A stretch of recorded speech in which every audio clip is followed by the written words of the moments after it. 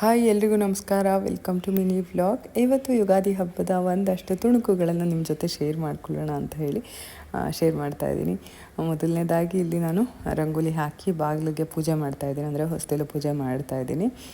ಹಬ್ಬದ ಅಡುಗೆ ಎಲ್ಲ ತಯಾರಿ ಆಗಿದೆ, ಒಬ್ಬಟ್ಟು ಒಂದು ತಟ್ಟಬೇಕು ಅಷ್ಟೇ, ಇನ್ನೆಲ್ಲ ರೆಡಿಯಾಗಿದೆ.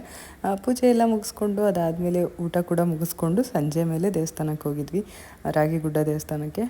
ಈ ದೇವಸ್ಥಾನಕ್ಕೆ ಬಂದು ತುಂಬ ದಿನ ಆಗಿತ್ತು, ತುಂಬಾ ಇಷ್ಟ ಈ ದೇವಸ್ಥಾನಕ್ಕೆ ಹೋಗೋದಂದರೆ ನಮಗೆ. ಅಲ್ಲಿ ಪುಳಿಯೋಗರೆ ಪ್ರಸಾದ ಕೂಡ ಸಿಕ್ತು.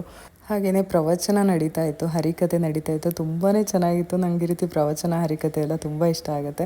ಅದನ್ನು ಕೂಡ ಎಂಜಾಯ್ ಮಾಡಿಕೊಂಡು ಸಾಕಷ್ಟು ಹೊತ್ತು ಟೈಮ್ ಸ್ಪೆಂಡ್ ಮಾಡಿ ಬನಶಂಕರಿ ದೇವಸ್ಥಾನಕ್ಕೆ ಕೂಡ ಹೋಗಿದ್ವಿ.